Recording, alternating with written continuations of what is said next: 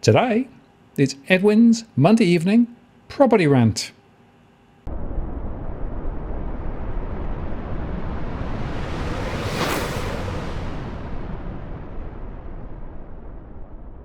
Hello again, it's Martin North from Digital Finance Analytics. Well, I've made this post covering finance and property news, and it's Monday again, and it's Edwin again, and hang on to your hats, Edwin. Hang on to your toupee, Martin. I pose to you the question, which is more foolish, Martin? Opening the door of an aeroplane at 1,000 feet, because you wanted to get a bit of fresh air, or bidding at an auction with dual dwellings, or let's say a house and granny flat, without not knowing whether or not the granny flats council approved. Which one do you think is more foolish? Well, I was going to say the opening of the fresh air vent on the airplane, i.e. the door, probably has shorter-term risks, but actually buying something without actually understanding what you're buying has a long-term risk, doesn't it? It really does, because you don't know what you're getting into. Yeah, look, it does. Look, I'm not an air hostess or cabin crew. So, my understanding is that there are safety measures, right? Maybe one of our followers is a cabin crew member, X, whatever, and they can let us know. But my understanding is that there are safety measures. Isn't that what they do, this cross-checking and all these performance art that they do whilst, when you board the plane and you're taking off and they're telling you this way and that way, the plane's going down, you're in the shit, might as well put your head between your legs and kiss your ass is what I say. But for the same token, there's safety measures when you're buying a house. But do these safety measures operate, or are they operational all of the time? And I can say they're not. What do you reckon, Martin? Oh, I agree. It's quite interesting as somebody who's traveled a lot on airplanes. It amazes me how many people just really ignore the, all of the stuff that's going on, the theatre, as you say. If you're a regular flyer, then you think, oh, I know all of this. But the fact is, there are very few people who are regular property purchasers, right? And therefore, it's even more important to make sure that you do the checks and you know where the exit is, and all of those things, or the equivalent of buying a property. In fact, this last week, I've had some really interesting one-to-one conversations with people, and there are two themes that have come through. Firstly, buyer's regret. So people who actually committed and bought without doing due diligence. And it's amazing how often that comes up. And the other thing that's come up this weekend, which I think is quite interesting, is that the mortgage rate cliff thing, it's only just starting to bite. So there are people now thinking ahead over the next 6 to 9 months and seeing interest rates going to continue to, be high. And they know that they've got this fixed rate that they're on at the moment going to come to an end over the next 6 to 12 months.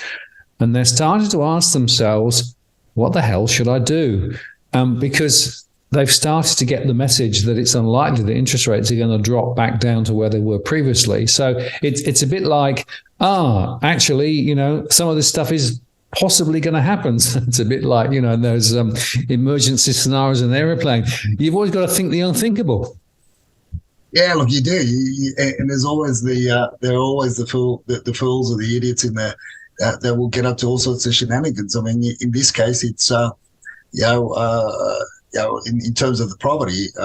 What I mean to say is the foolish policies that are thrown left, right, and centre.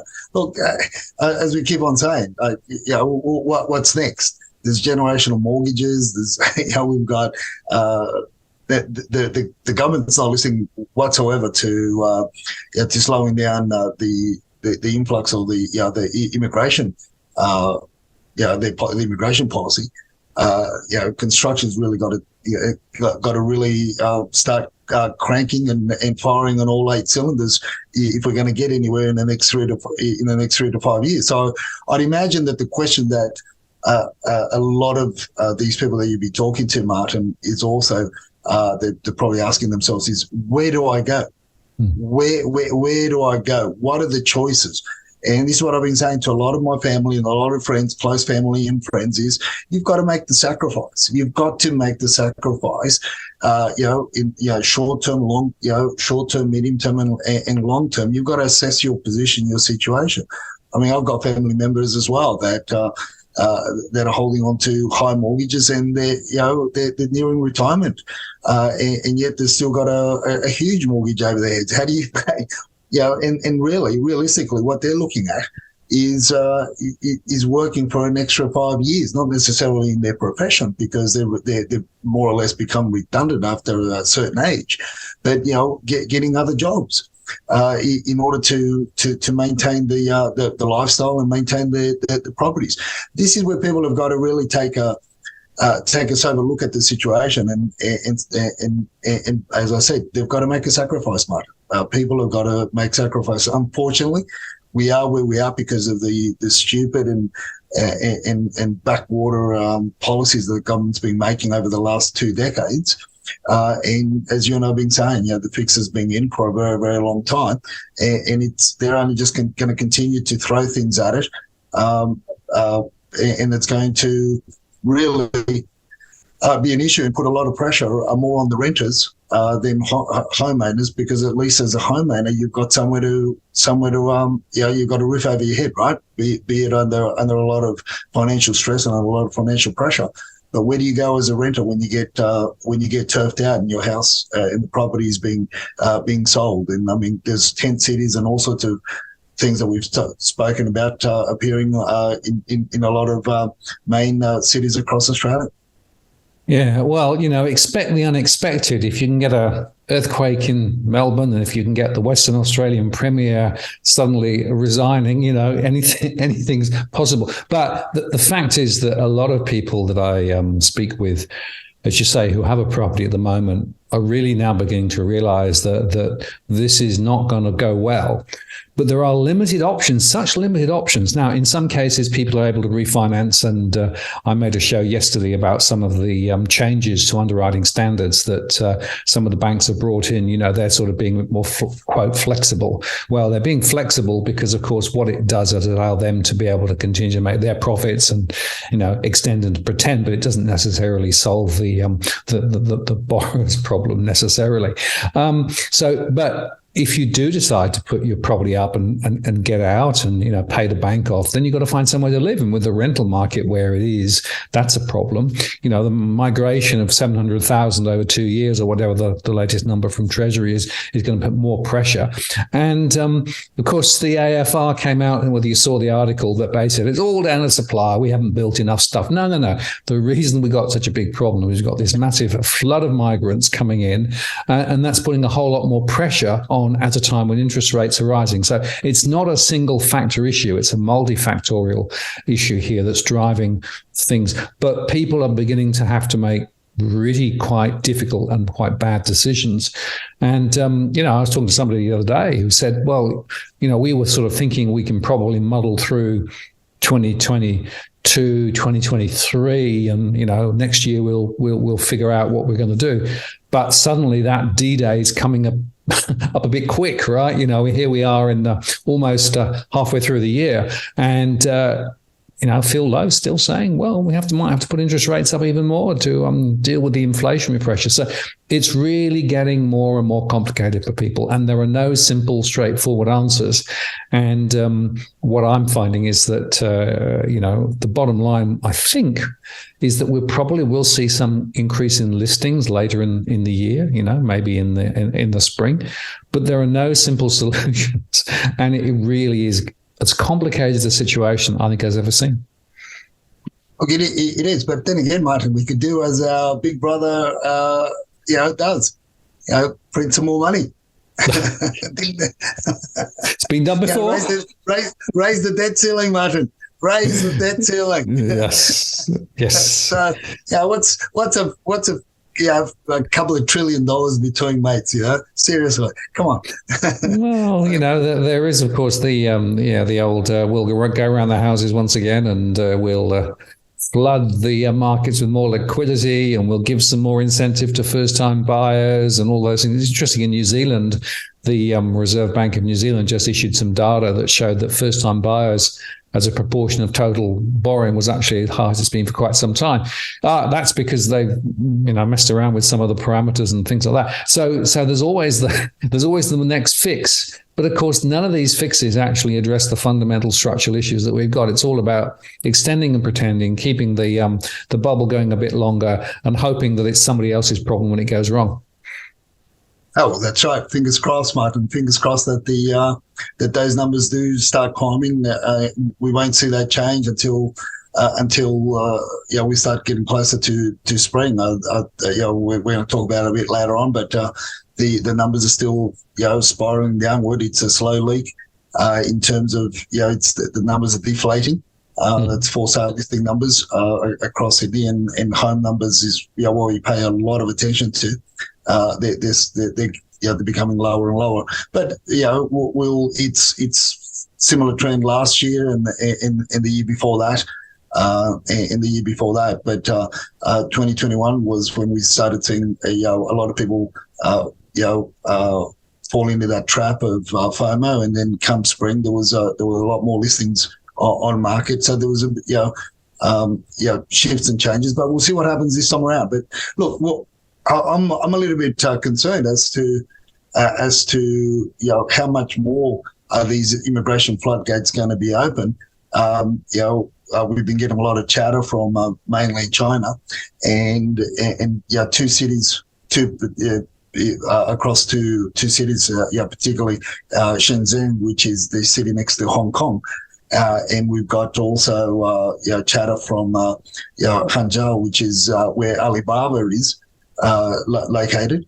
And in these cities, what's happened is, because there's been a huge slowdown in the construction industry, you've got highly skilled engineers, architects, and other professions in the building industry that are literally these are the senior partners, senior architects, and engineers. They're basically literally, got their pay got cut by 50%. Now, one of the things that we got to take into consideration is that these individuals, they get paid, huge amounts of money over there. They earn a lot. They are in the, in your top tier of your middle class. So they've got a lot of money. So they're thinking along the ways of, well, what do we do? Do we stay here and try to also, pay down on the big mortgages that they would have as well on 50% income, or do we start looking at further afield? In other words, looking at start migrating, which goes back to what we've been talking about for a while now, which is that run philosophy. Get out quickly, send your kids overseas, whether it be Canada or Australia, which is the flavour of the month, and look at those areas and start the journey, the migration journey into those areas. So, that's we're going to keep an eye on to see what's happening there. Of course, the juniors in these cities, they've literally just been told, go. They've got no pay. They've just been let go. So there's a lot of pain being felt over there in China in terms of their economy. So, we're sort of talking amongst the group. Dusty in the group and Dusty in the gang, and we're sort of feeling that we're going to get a lot more high net worth individuals that are going to start filtering through, coming through they've got their ways and means because of the connections coming through, and start going to driving the prices of the homes, the high end of town, you could say, your North Shores, your eastern suburbs, where they like to live and congregate. Those prices could be, shifting further north, Martin. That's in respect to the Chinese mainland chatter, and the local WeChat chatters. They're still hot to trot with properties. They're talking about the fact that if you recall, they started calling the bottom of the market from last year, and what they're saying amongst the 4 or 5 groups that we're monitoring is these are the local groups. What they're saying is basically if you missed out on buying property because now it's getting ridiculously high, if you missed out in your Sydney regions, start looking further afield. So this goes back to what we've been saying for the last couple of weeks, Martin. We've got this people flooding into the city or closer to the CBD, which inflated the cost of living, which by way of rentals and also home prices and all the incentives that the government was throwing at people as well. Because these people are coming from the regions where you've got regional towns basically being decimated because banks clearing out and they're going through a hard time, and also we've discussed the issues around natural disasters. So, but now what they're saying is the WeChat chatters, which is what you and I have been talking about for a while, is that people are going to start looking at a regional. These are the investors. So we're talking predominantly investors because this is what the local WeChat chatter groups are. They're individuals that invest in property. That's what the local chatter is going to do. So it's it's shifting sands, Martin. It's just shifting sands. But obviously, as you say, is if there's a natural, or if there's people start thinking about the pressure that they're facing, and they're already talking, to yourself and to others, it means that the greater population also talking. Let's hope that the numbers start to climb up, because, as I said, with the amount of demand that's out there in the market, it's that we are seeing on the grassroots levels, it's really driving prices as far in some areas beyond the 2021 figures that we saw. But yet, if we continue to spiral downward in for sale listing numbers in Sydney, we're going to see some incredible prices soon. But if those new properties start coming on the market towards the end of winter, going into spring, well, things are gonna change. But I still think that we need to see double the amount of for sale listings on market to really stop this whole emotional fear of missing out scenario's been playing out, and predominantly because of the overseas interest and the local chatterers, the local investors that are going hell for leather because of the rental return. And again, let's emphasise that the groups that we're talking about are investors that have got an uncanny way of almost doubling, and in some cases almost tripling the rental returns, because they're not your conventional property investors or landlords. Yeah, well, you make a really interesting point about regional, because I was talking to somebody the other day in and around Thirroul, which of course is a regional centre, and prices in Thirroul have continued to fall, but they've started to notice exactly what you're saying, that there's a new class of potential buyers coming and looking out in these regional areas, where they're actually looking for properties with a significant number of bedrooms, where they can then actually, package those up and offer the accommodation. And Thirroul is not that far from Wollongong, where there's a big university, there's a big student population. And so they're now looking at this as potentially a way of generating significant income. And it's shaping and changing the way that the local market in and around Thirroul is now working, because basically there is a new class of prospective purchaser that really a few months ago wasn't looking, because then prices were too high, but they've come back, 10 to 15% down now. And it's just changed the whole landscape. So I think that's just a microcosm of what we're seeing. And I think we're going to see the same sort of pressure in a number of regional areas. And because it's investing in investment property that they're interested in, it doesn't matter almost where it is if the numbers work. Well, that's correct. And apart from saying we are the news market, we are ahead of the mainstream. Look, yes. It is what it is. We're there.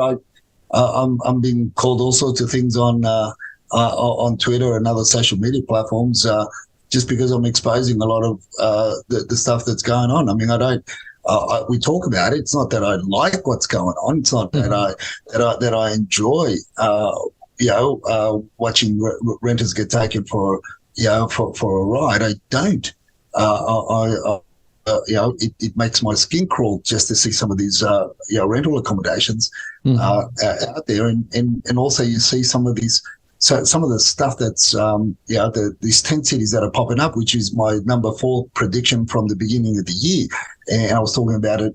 We were talking about it even before when you and I were sharing videos on our on Twitter and on the show as to the state and condition of what people call granny flats, which is just makeshift old shitty fibro asbestos riddled garages turned into makeshift so-called granny flats. I mean, this is where we are, and things are only going to get worse before they can get better. But one of the other things that people just got to be careful of, Martin, is in terms of getting worse before it gets better, is this this FOMO that's out there. It is beyond belief. I mean, in that main article that I shared with you, I mean, the headline just reads: first home buyer beats 26 others to a 1-bedroom unit with $847,000 bid. I mean, this thing was, I think they were guiding at 650 from memory from the article. Well, what does that tell you? That there's 26 underbidders, Martin. 26 underbidders. It's crazy stuff. This is what I call, slipstream bidding. It's where you get caught up emotionally in the frenzy, and it's like when we used to ride our push bikes and used to ride behind trucks, and you get caught in the slipstream. It was easy, but it wasn't so easy when the bloody truck put its brakes on and you weren't paying attention, right? So this is you can get caught up in the slipstream, and this is, I mean, it's just frantic what goes on out there. And this is something that people just got to be careful of, Martin, getting caught up in the emotion.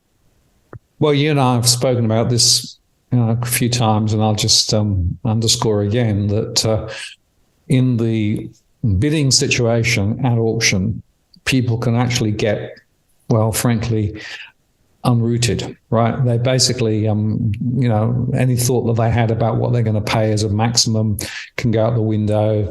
They get caught up in the emotion and get swept along. And of course, that is what agents have traditionally relied on to drive prices higher, right? And the trouble is that the psychology and the enthusiasm, all those other things, sweeps away the cold, hard logic of what a property is actually truly worth, and that's a real problem. Well, that's correct. And look, it's like this, right? So you've got a property. Let's use round figures, right? That you're wanting to get $2 million for, and this is the ploy. This is the misleading, deceptive conduct of many agents that dabble with underquoting. So if you know for a fact that there's only 2 people, let's say there's 2 people that can genuinely afford the $2 million and are interested in the $2 million property, when you've got 2 people at a house outside of the neighbours, that sticky beak, well, there's not a lot of emotion, is it?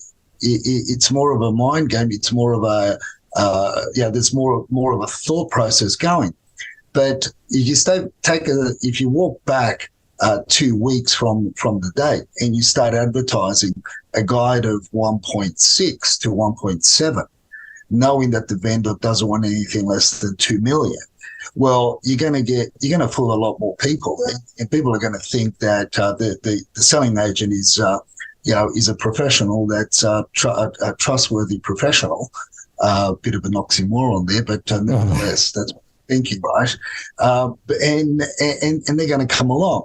Now, regardless of the fact that the agent knows that those people cannot afford to buy the property and that they're going to be priced out, it changes the dynamics, because the other 2 parties that can afford the 2 million are interested in paying the 2 million, are going to see 10 others or 15 others there, with their with the bidding numbers ready to throw their hand up in the air, and the dynamics change, right?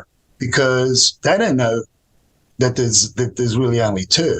They think that potentially it could be 7, 8 others. So it changes the dynamics, and that's what this does. And then they get caught up in the frenzy, and then people that can only afford the 1.7, 1.8, will get dragged dragged into that slipstream. And unfortunately, before you know it, they're also throwing their hands up in the air at 1.9, and closer to the mark. So that's the whole psychology or part of it, as you and I have discussed many times. But people keep on falling for it. One of the interesting things, Martin, when I was reading that article, and then I posted that tweet up on Twitter, referencing that article, is how on the weekend, Dusty and I, we were looking at properties that are not even registered on domain or on real estate or on the portals, because there are other apart from the WeChat chatterers, we're finding with our contacts of real estate agents of different ethnicity, that we're finding that the general chatter amongst them is that the older generation, be it Vietnamese, be it Lebanese, be it Middle Eastern, be it Greeks or Italians, or the older generation, don't necessarily want a bunch of people trampling through their homes, as you and I have spoken about before. And these are there are groups or agencies that are specializing in these different ethnic groups, and these properties aren't being registered on domain and real estate. So the question is how many more properties are really out there for sale, right? And how many more are going to come on, and how many more are generally off market? So that's why I put that tweet up, and I said, well, everybody else got caught up in the frenzy, but Dusty and I went out looking at other at property being listed by real estate agents of an ethnic background, looking after their ethnic clients of same ethnic background. But it's a very much a private affair. Now, obviously, their expectations are still very high in terms of wanting to achieve a certain price. But the best thing there is that they're negotiable, and you don't have 26 underbidders emotionally behind you, driving the price up needlessly and foolishly. Yeah, absolutely. And I have this view too, that the normal property portals only have a proportion of currently available properties listed, right? And it's hard to know what the mix is and how many, but we know that there is a whole bunch of properties that are silently listed, so they're not actually publicly available at all, but agents know about them. And as you say, some agents are also using alternative channels and alternative platforms to attract particular groups. So there is probably a larger number of properties available than actually the official statistics are showing at the moment. And that's probably something that is more distorted than it's ever been, simply because of the rise of social media, because of the fact that the property market is all over the place, because some agents are jealously holding on to leads that they have, waiting for that right person to drop on them, rather than actually use the standard, portal strategy to create interest. And there are vendors out there who basically have said to agents, look, I'm not going to list my property formally, but if somebody comes up with an offer that's up here somewhere, then I'm in the market. And I don't know how many of those there are, but I suspect there's quite a big number. Look, there are. On the weekend, we inspected a 3-bedroom house in Nashville. Right, that's a hot area. So a 3-bedroom house in Nashville, a 5-bedroom house in Greenacre, close to Bankstown, 2-bedroom townhouse in Nashville as well. There was a 2-bedroom apartment in Rockdale, and we also went all the way to God's country, the Shire, to inspect a house there, and now there were others that different agents wanted to show us, but we just didn't have the time, and we didn't have the clients in the particular areas that they had. So it does sort of. I know about genuine off-listing markets that I've spoken about for many years as to why they keep them off genuine off-market. It's because the people are elderly. They've got goods that are valuable, more of sentimental value than monetary value. And they don't want. Some families tend to take their kids and and I've even seen some people take their bloody dogs to through homes that open inspections. You got all these things. So there's those hurdles that agents have to climb over. And a lot of people are very private, and there's also obviously from the legal side where I've been involved in assisting people. You got divorces, or you got very private affairs, or it's homes that are tied up with other they're cross collateralized with businesses, so it's not your straightforward deals. And of course, you've got your properties that lend themselves more to developers than to have your neighbours. Every man and his dog in your neighbourhood trampling through your home, for just to have a look-see, when the property really lends itself more to a developer. So you've got all these things, but it's interesting how of late over the last couple of months.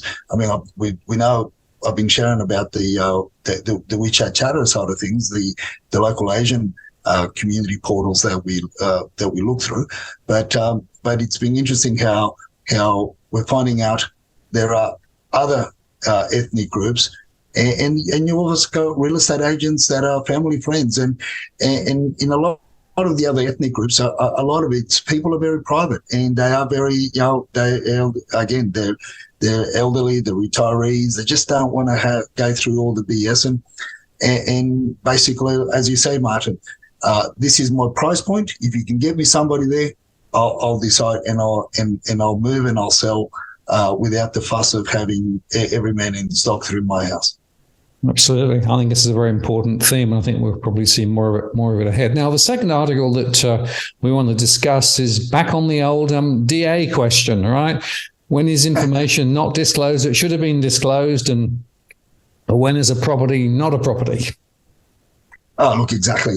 This is, look, obviously, again, because of my what would you call it, despondency, my anger, my frustration, as to how the governments haven't really looked after the tenants, and now people are basically taking advantage of tenants and those in need.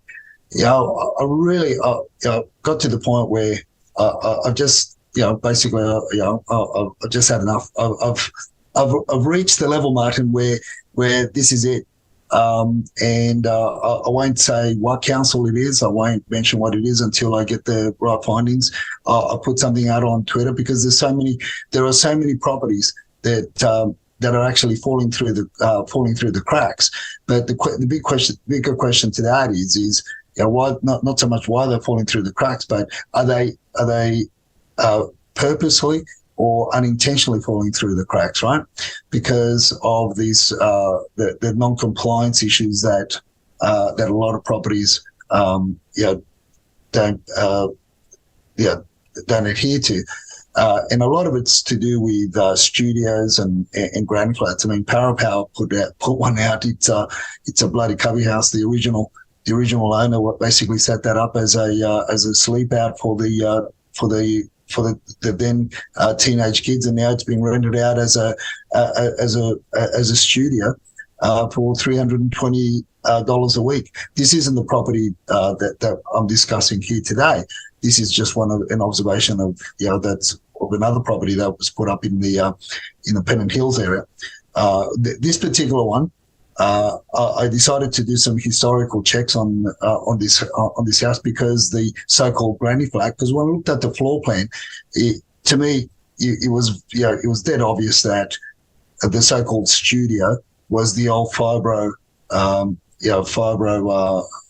garage that had just been retrofitted into a studio / granny flat. So I did a bit of historical background on it, and rang up the council, and I was talking to the town planner. And it so happens that in 2016, this particular property had a DA application lodged into council in 2016 for a studio. But talking to this town planner, the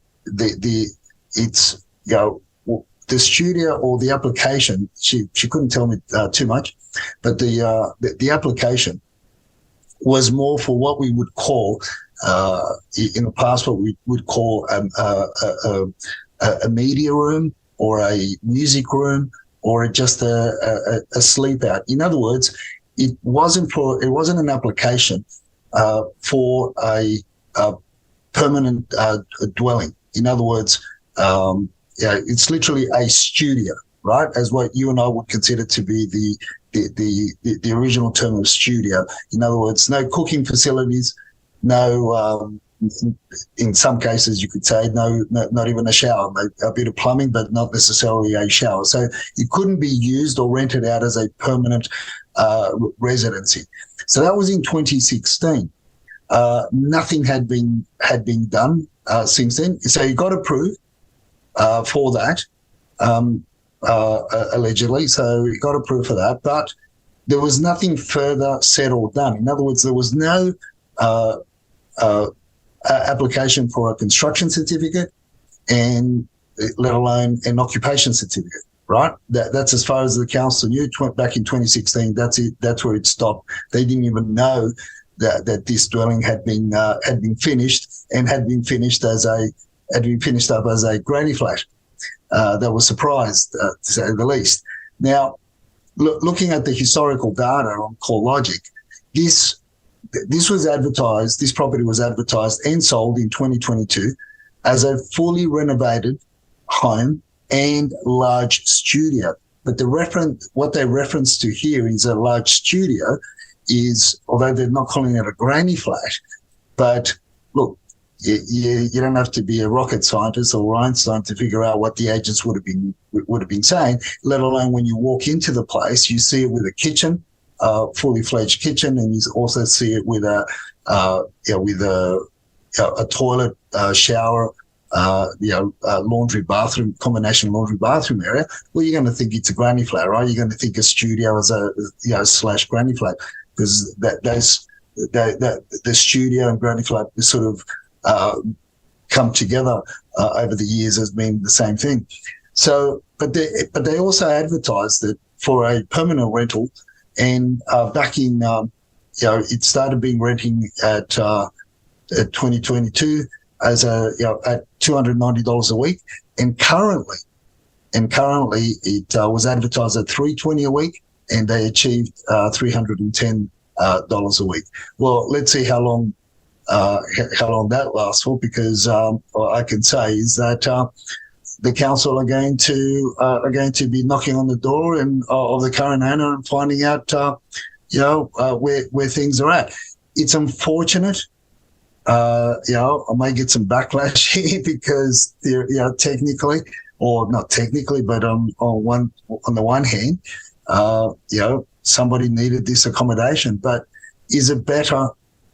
The question that I posed is it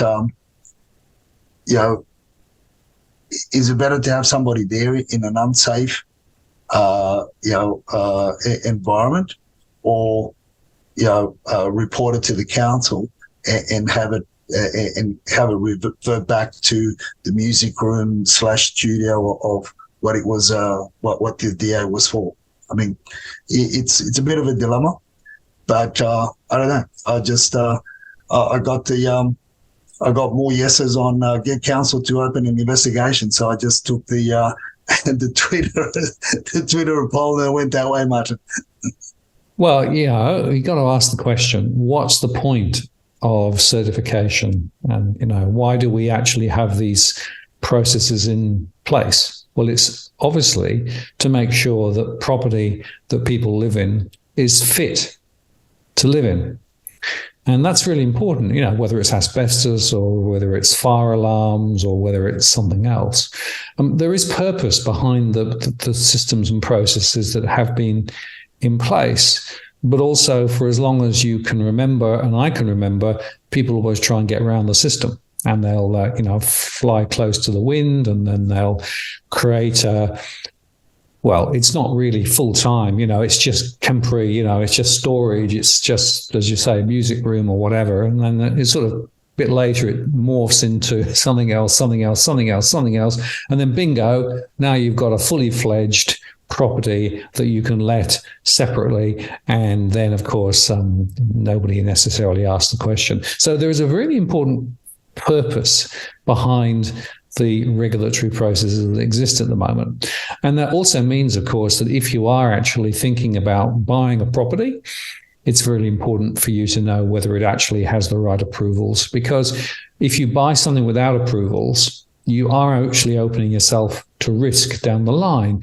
If, for example, the council then comes knocking, or if, in fact, you are then required to demolish it or to otherwise retrofit things that it didn't have, that's a cost that you probably weren't calculating. So there is purpose to protect the existing people who are living in the property, but also prospective purchasers too. So that's why I think these things are important. But, in the current environment, people are skating around the edges, aren't they? They're trying to find anything that they can let, as you've shown in a few past shows, things that you probably shouldn't be living in. Well, people are living in them. Yeah, they are, and they're charging a fortune for them, and and it's the tenants that suffer. They're suffering on both ends, and as you say, there's the regulations. There are codes, and all to do with safety, all to do with short-term and long-term illnesses that you can get from unfit dwellings.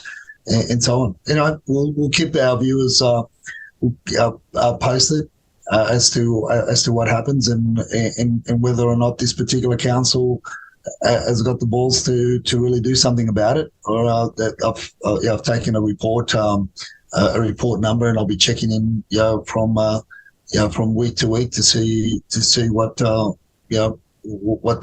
they found and what's happened. Absolutely. Well, yeah, it's worth following that up. Now, let's talk about the numbers, because the numbers, as you say, are down again. So if you look at Sydney last week, we were at 14,850. This week, we're at 14,667. And looking at the differential movement between houses and apartments, it's actually quite interesting, because there was actually a further fall as a proportion on houses relative to apartments. Yes. And it is the beginning of the week, and it'll be interesting to see what we get to towards the end of the week. By the end of the week, last Friday, we had 15,000, just over 15,000. I think it was 15,007, and around about 6,430 something homes listed for sale. The other side of the other side of this story, obviously, the listing numbers going down is there's not a lot of sales, right? There's not a lot of sales in your Sydney area if you're basing it just on the domain numbers, and there wouldn't be much more across REA and other portals.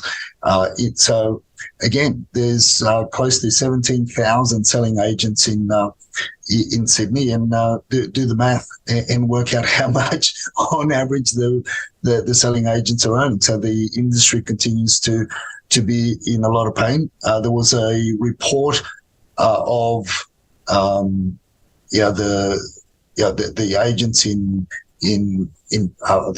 Brisbane, in the Brisbane region. They were there was a I think there was a drop off of about 20% real estate agents in Brisbane. Is that, I think that's the beginning of what I also predicted at the beginning of this year, that there will be a 20 to 30% drop off in real estate agents and agencies closing down by the end of the year, because the low sales numbers is just not sustainable for to keep an office going, Martin, no matter where you are. So, and there are some offices that are reaping greater rewards in certain areas because they basically own that patch, own that suburb, and others are literally starving and dropping the commissions down from your 1.5s that we were averaging down to 1%. In some cases, people are just picking up listings and just on as long as the vendor pays for the marketing fees,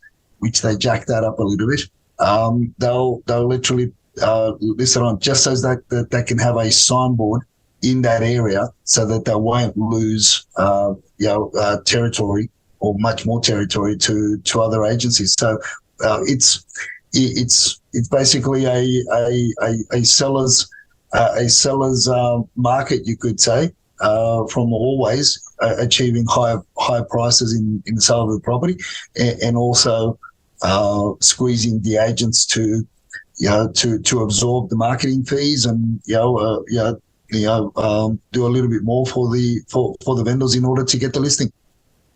Well, it's interesting to talk about those fees. I was talking to one family the other day who were talking to an agent, and the agent had come back and said, "Well, I can do you for 1.25%," and they actually, the family sent me a message saying, "Is that a good rate? Is that a bad rate?" And I said, "Oh, it's not particularly great. And why don't you go back and see what you can negotiate? So don't just take it as read that that's the number is the number." And in fact, on my encouragement, they went back and pushed really hard. They actually managed to get 0.65% as the rate, which I thought that was pretty good. Now, of course, whether the agent will do any work for that, of course, is the other question. I said it's not just about the fee; it's about the work that you're going to get. So be clear about what it is that the agent is going to do or not do for that money. And, they had a separate agreement with regard to marketing costs. But it just shows you there is some flexibility and elasticity at the moment on fees that agents are prepared to take property on, because they're desperate. They're desperate to get any listing. They're desperate to get any of those boards out in the area. So it just shows you that it really is at the moment a significantly opportune time to push those agents really hard. Look, it is, but again, like you said, you pay peanuts, you get monkeys as well, right? Yeah, that's right. But look, it comes back to the property. It comes back to a number of things. What is the agent going to do? The agent could charge 3%, but they could be doing some fantastic marketing. Putting together a great marketing strategy, and also the preparation and also the contacts. So that extra, let's say that extra 1.5% on the other side, would, let's say, across a $2 million, $2 million property, that's what's that? That's $15,000.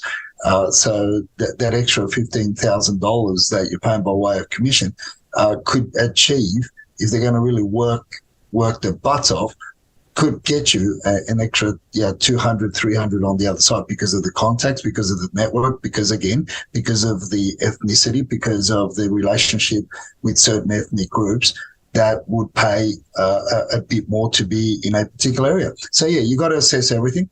But look, as I said, there's I think it comes back to the character and the history of the agent as well. But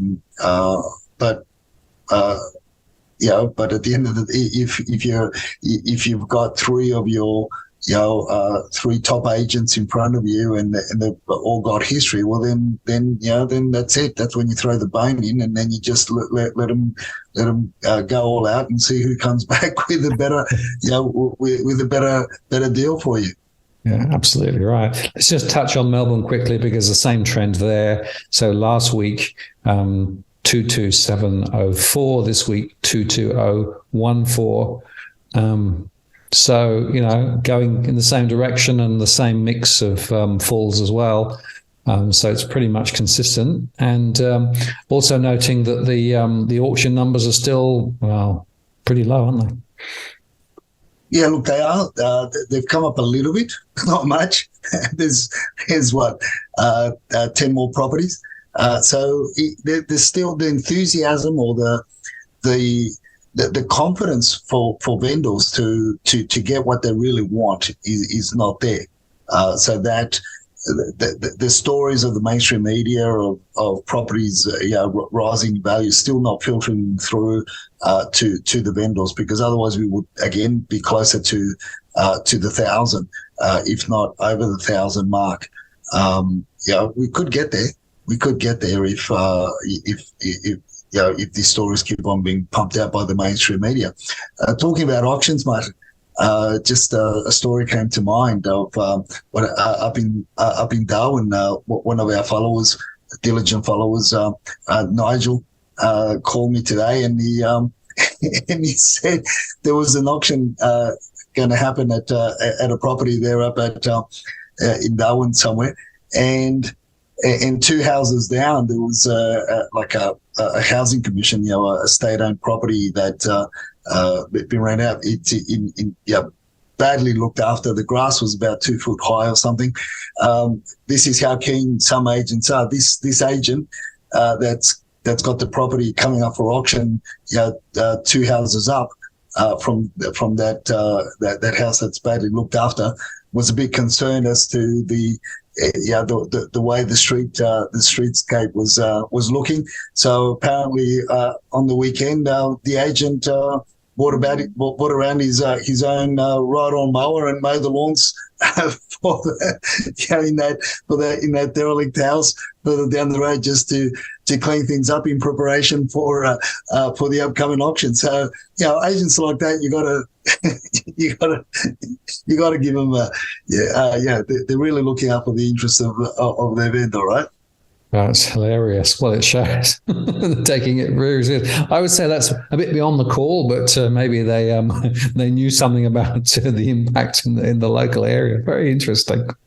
Very good. Well, then again, Martin, what do you do if you know that the neighbours of the house that you're going to auction, there's a meth lab there or something? What you go and give them $100, tell them to go to McDonald's for the hour of the auction? I mean, who knows? I mean, it could also work the other way, right? So if you got close association to bikies and you want to buy the house, you just call your mates to go to the house next door and pretend that they live there. I don't know. Yeah, exactly right. Sydney Rentals 11072, so still knocking around there and considering more apartments than houses, as you perhaps expect, given the current market. So no great shakes there. And I guess as we come to the end of the show, other than the tip of the week, don't open aeroplane doors in flight, which is one probably it's worth remembering. You've got another one. Yeah, look. One of the we've had a lot to do with demolition works across four sites, and over the last couple of weeks. And look, talking to the companies that we use, tipping fees and dumping fees, or the dumping bin fees, and also the tipping fees that the tips charge, they're going up. So if you got some rubbish around the house, that your local council won't take. And if you don't, find out how many local council pickups you've got, because I dare say, Martin, moving forward, even the local councils, if you in some areas, some suburbs of Sydney, you can actually get 2 pickups throughout the year. Some even 3. In the mountains, it's only 1 a year. In the area that we're in, but I dare say that from your 2 cubic meters that they will allow of furniture and just household items, I'd say that could even go down to 1 cubic meter, which is basically bugger all, and because tipping fees and the removal of rubbish is just going to go through the roof. So take advantage of this time. These are from the different operators that we use across Sydney. They're all telling us the same story. So get rid of your rubbish, but it makes sense, right? Land taxes are going up in Melbourne, so local councils here in New South Wales have to do something to increase their budget. The poor little bunnies that just because they've got to make up the money for the next 7% pay rise for the next financial year, right? Absolutely right. Well, yeah, that's good advice, and a bit of a clean out is always a good thing. I mean, I can tell you, having spent the last few months cleaning out the properties before I sold it, it's quite cathartic to actually go through that process. And it's interesting to note that there are still quite good deals. If you've got an old fridge, for example, there are entities in some parts of New South Wales where they'll actually come and pick it up and pay you money to take it away, which is amazing, really. But so again, it's just a matter of taking the initiative and getting on with it rather than actually just letting it fester, right? I'll tell you something just briefly. When I was clearing out the property before I sold it, I discovered there some stuff that we'd brought from the UK 27 years ago, that we'd moved from one house to another house and was still in the garage and we hadn't touched it. And I'm thinking, there's an object lesson there, right? If you've not touched it in the last year or so, chances are you're never going to touch it. So this may be a good opportunity to do a little bit of cleaning up and tidying up. And as I say, you'll feel better for doing it. Yeah. Our policy in our household is if you haven't worn it for over 12 months, well, it goes. And then we've got other things around that if we don't use for so long, it goes. But the only place that's sacred, Martin, that no matter how long I've had it for, is the shed. Nobody, Dusty cannot set foot in the shed. I got shit there that's I'm going to use. Maybe not next month. I could use it in a year or 2 years' time. I don't know where I'm going to use the old copper elbows or what, but I'm going to use it somewhere. I'll make a sculpture out of it, so Dusty knows. Excellent. Yeah, well, some things are sacred, aren't they? Excellent, Edwin. Well, thank you very much once again. Great to catch up as always, and always plenty to shoot the breeze over. And we'll do another one. Hey, we might do a live one next week. If you're up for it, we might make it a live one. No, definitely. Same time, or will we go? Yeah, maybe we might go slightly later. I'll figure that out, and I'll put up a pre-show alert on the channel and let you know what the time will be if it's a bit later. But we'll maybe do a live one. The reason for that is that next week is going to be good for me. The week after, I'm expecting all my stuff to land here. So I might go off air for a few days while I'm surrounded by all this stuff that I packed in Sydney a couple of months ago. And I've now got to unpack it and sort it out. So we'll see. Anyway, but next week should be good. I've got a tip for you, Martin. Yeah, call your local dumpster.